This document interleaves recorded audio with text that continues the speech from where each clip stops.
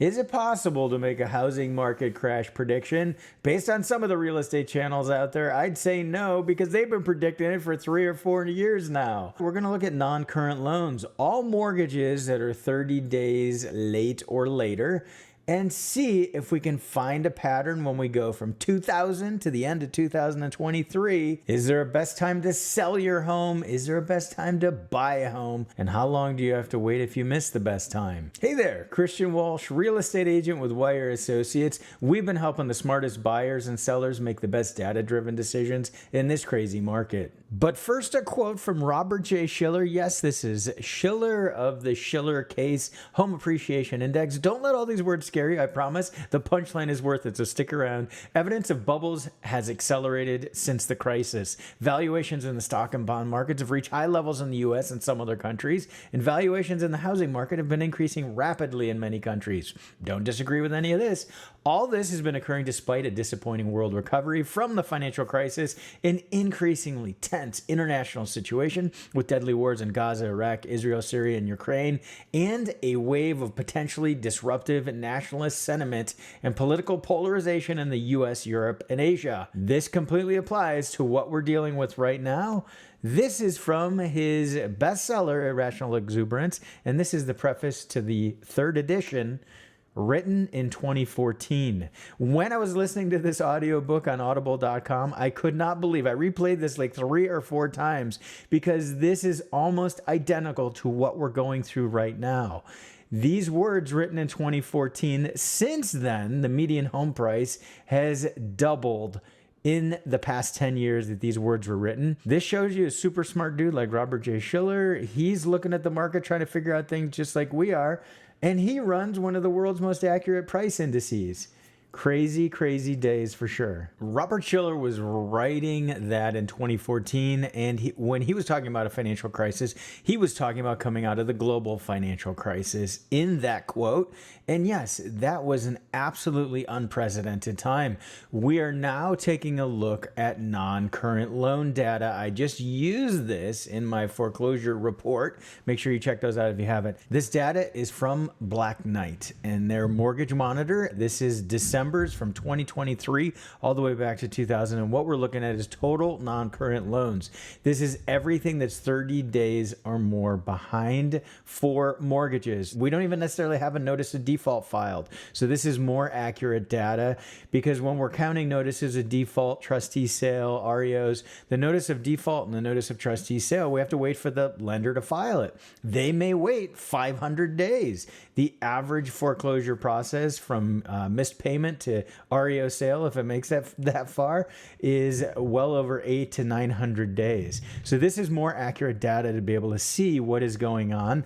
And when you look at this, there's a couple of things that jump out. Number one is any given year, when we look from 2000 to 2023, there's going to be a certain number of mortgages where folks are behind, and the lower numbers are in the 2 million. So about 2 million loans are behind. Mortgage Monitor does share how many loans there are across the United States, and it ranges from a low in the early 2000s of around 41 million, and then gets into the high 50 millions during the global financial crisis, and now we're in the low 50 millions, about 53 million loans right now. More important stuff. What can we learn about this? What predictions can we make?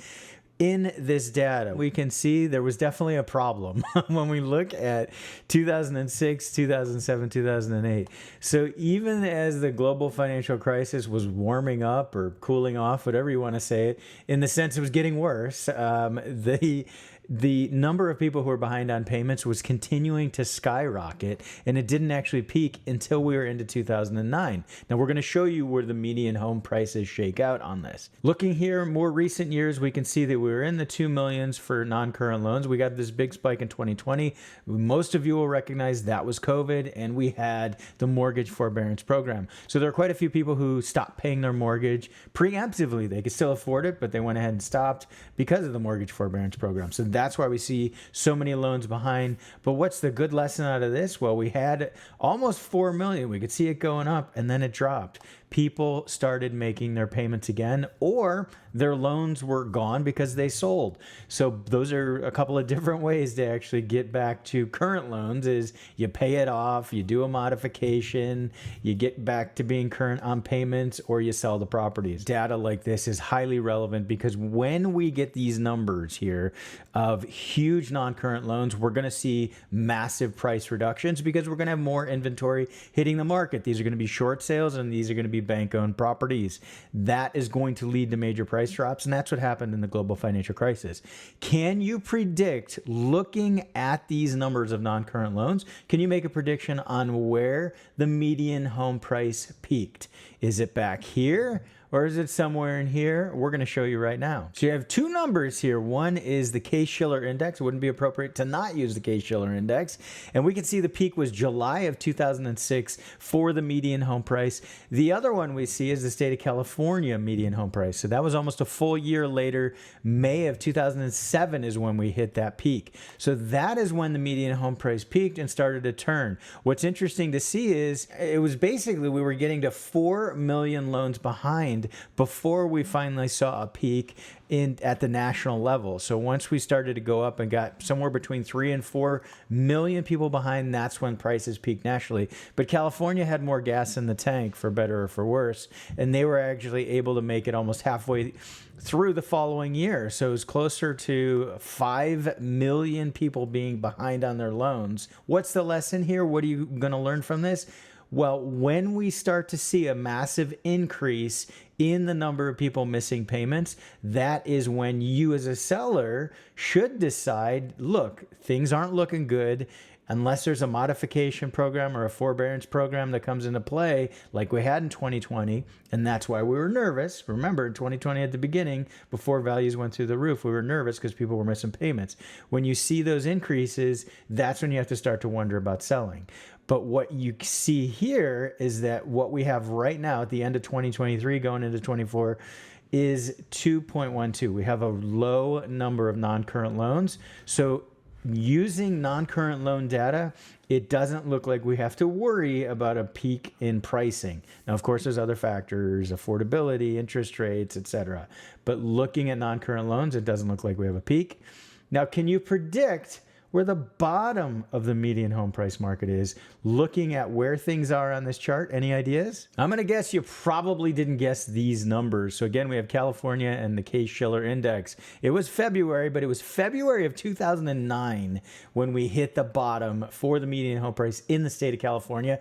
That's actually when I started actively representing buyers and sellers in the real estate market, is at the bottom of the market. Didn't know then. You never know if you've hit the bottom or the top until you look back in the rearview mirror. So in California, despite over 7.5 million delinquent loans, we hit that bottom in February 2009. Now, it didn't shoot up from there, bounced on, along the bottom and then shot up, but that was the absolute bottom. The Case-Shiller index at a national level, it took an additional 3 years to hit the bottom. What does that mean?